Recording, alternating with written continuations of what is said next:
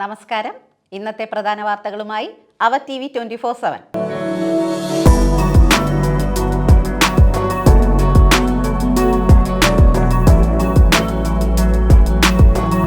ദുബായിയുടെ involvement ആസ്തികൾ 11.1 billion ദിർഹമായി ഉയർന്നു. Dubai കിരീടാവകാശി ഹംദാൻ ബിൻ മുഹമ്മദ്.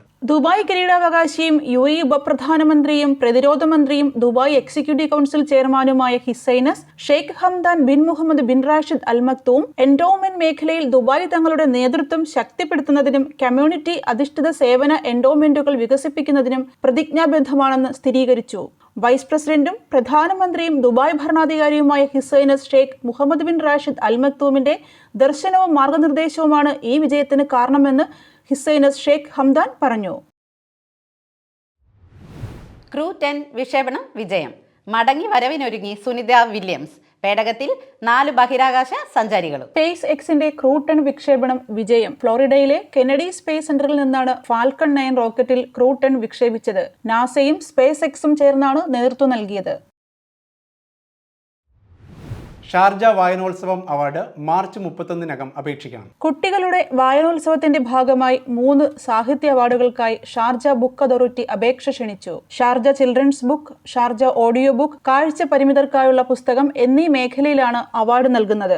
ഏപ്രിൽ 23 മുതൽ മെയ് 4 വരെ ഷാർജ എക്സ്പോ സെന്ററിലാണ് ഷാർജ ചിൽഡ്രൻസ് റീഡിംഗ് ഫെസ്റ്റിവൽ നടക്കുന്നത്. അവാർഡിനുള്ള അപേക്ഷകൾ മാർച്ച് 31-നകം നൽകണം. എഴുത്തുകാർ, പ്രസാധകർ, പുസ്തകങ്ങളിലെ ചിത്രങ്ങൾ വരച്ചവർ എന്നിവർക്ക് അവാർഡ് അപേക്ഷിക്കാം. റീഡിംഗ് ഫെസ്റ്റിവലിന്റെ ഔദ്യോഗിക വെബ്സൈറ്റിലൂടെയാണ് അപേക്ഷിക്കേണ്ടത്. നഴ്സറികൾക്കും സ്കൂളുകൾക്കും പുറമേയുള്ള ഓഫറുകൾക്കും അബുദാബി മാനദണ്ഡങ്ങൾ അവതരിപ്പിക്കും. എമിറാത്തി ശിശുദിനത്തോടനുബന്ധിച്ച് അബുദാബി ഏർലി ചൈൽഡ്ഹുഡ് അതോറിറ്റി നഴ്സറികൾക്കും സ്കൂളുകൾക്കും അപ്പുറം കൊച്ചുകുട്ടികൾക്കുള്ള ഓഫറുകളുടെ ഗുണനിലവാരത്തിനായി ഒരു വിലയിരുത്തൽ സംവിധാനം രൂപകൽപ്പന ചെയ്യുന്നതായി പ്രഖ്യാപിക്കുന്നു. സ്വർണ്ണക്കടത്ത് കേസ് നടി രന്യ റാവുവിന് ജാമ്യമില്ല. കനേഡിയൻ പ്രധാനമന്ത്രിയായി മാർക്ക് കാർണി അധികാരമേറ്റു. ഭാരത് സേവക് സമാജത്തിന്റെ പുരസ്കാരം പ്രശസ്ത പ്രകൃതി വന്യജീവി ഫോട്ടോഗ്രാഫർ ബിജു കാരക്കോണത്തിന്. റഷ്യ യുക്രൈൻ യുദ്ധം അവസാനിപ്പിക്കാനുള്ള സാധ്യത വർദ്ധിച്ചതായി US president Donald Trump. Russian president Vladimir പുടിനുമായി ഫലപ്രദമായ ചർച്ചകൾ നടത്തിയെന്നും രക്തരൂക്ഷിതമായ യുദ്ധം അവസാനിപ്പിക്കാൻ സാധ്യതയുണ്ടെന്നും ട്രംപ് സമൂഹ മാധ്യമത്തിലൂടെ അറിയിച്ചു. റഷ്യൻ സൈന്യം വളഞ്ഞിരിക്കുന്ന ഉക്രൈൻ പട്ടാളക്കാരുടെ ജീവൻ സംരക്ഷിക്കണമെന്ന് പുടിനോട് താൻ ആവശ്യപ്പെട്ടുവെന്നും ട്രംപ് വ്യക്തമാക്കി. മഞ്ചേരി അപകടത്തിൽപ്പെട്ടു മരിച്ച വ്ളോഗർ ജുനൈദിന്റെ സംസ്കാരം ഇന്ന് നടക്കും. സുരക്ഷ മുൻനിർത്തി 41 രാജ്യങ്ങളിലെ പൗരന്മാർക്ക് യാത്രാവിലക്ക് ഏർപ്പെടുത്താൻ US ഭരണകൂടം തീരുമാനിച്ചതായി report. Afghanistan, Cuba, Iran, Libya, ഉത്തര Korea, Somalia, Sudan, Syria, Venezuela, Yemen എന്നീ രാജ്യങ്ങളാണ് റെഡ് ലിസ്റ്റിൽ ഉൾപ്പെട്ടിരിക്കുന്നത്. ഈ രാജ്യങ്ങളിലെ പൗരന്മാർക്ക് വിസ നൽകുന്നത് US പൂർണ്ണമായും നിർത്തലാക്കും. ഓറഞ്ച് ഗ്രൂപ്പിൽ ഉൾപ്പെട്ട 5 രാജ്യങ്ങൾ, യെല്ലോ വിഭാഗത്തിൽപ്പെട്ട 26 രാജ്യങ്ങൾ എന്നിങ്ങനെ 3 വിഭാഗങ്ങളിൽപ്പെട്ട രാജ്യങ്ങൾക്കാകും നിയന്ത്രണം ഏർപ്പെടുത്തുക. മീനച്ചൂടിൽ വെന്തുരുകി കേരളം. കഴിഞ്ഞ 24 മണിക്കൂറിൽ കേരളത്തിലെ 7 ജില്ലകളിൽ അൾട്രാവയലറ്റ് രശ്മികളുടെ സൂചിക അപകടകരമായ നിലയിൽ ഉയർന്നു. കൊല്ലം ജില്ലയിലെ കൊട്ടാരക്കര, ഇടുക്കി ജില്ലയിലെ മുന്നാർ എന്നിവിടങ്ങളിലാണ് UV സൂചികയിൽ മുന്നിൽ.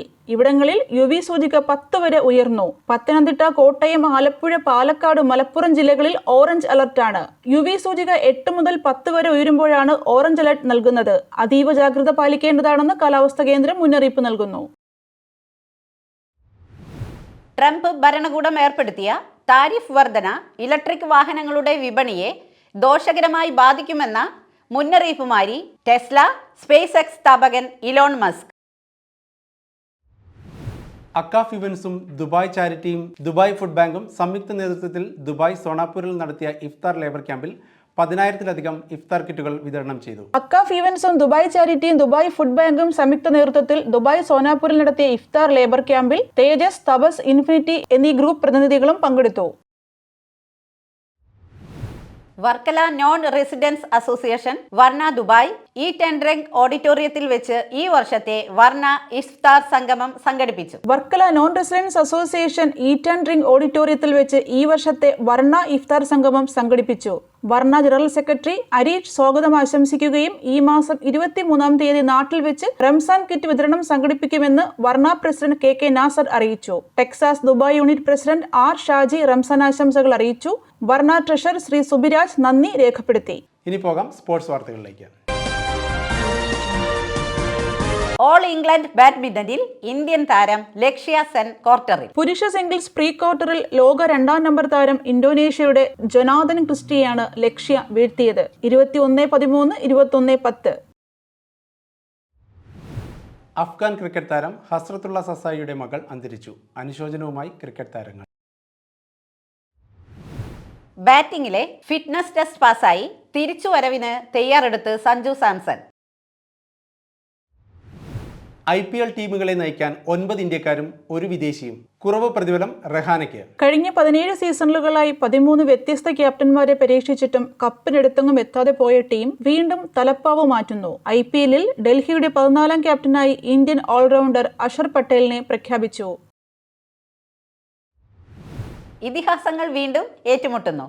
മാസ്റ്റേഴ്സ് ലീഗ് ഫൈനലിൽ സച്ചിനും ലാറയും നേർക്കുനേർ. രാജ്യാന്തര ക്രിക്കറ്റിൽ നിന്ന് വിരമിച്ച താരങ്ങൾ മത്സരിക്കുന്ന ഇന്റർനാഷണൽ മാസ്റ്റേഴ്സ് ലീഗിൽ ഇന്ത്യ വെസ്റ്റ് ഇൻഡീസ് ഫൈനൽ. ഇതിഹാസ താരം സച്ചിൻ തെണ്ടുൽക്കറാണ് ഇന്ത്യ മാസ്റ്റേഴ്സ് ക്യാപ്റ്റൻ. സാക്ഷാൽ ബ്രയാൻ ലാറ വെസ്റ്റ് ഇൻഡീസ് ടീമിനെയും നയിക്കും. നാളെ രാത്രി 7:30 റായ്പൂരിലെ ഷഹീദ് വീർ നാരായൺ സിംഗ് സ്റ്റേഡിയത്തിലാണ് മത്സരം. റൺവേട്ടയിലും വിക്കറ്റ് വേട്ടയിലും മുന്നിൽ മുംബൈ താരങ്ങൾ. നേർക്കുനേരെത്തിയ 2 തവണയും ജയിച്ചത് ഡൽഹി. ഇന്ന് കലാശപ്പോര്. ഇന്നത്തെ വാർത്തകൾ ഇവിടെ സമാപിക്കുന്നു. പുതിയ വാർത്തകളും വിശേഷങ്ങളുമായി വീണ്ടും കാണാം. This news brought to you by Lucky Center and Lucky Department Store, Ajjuman.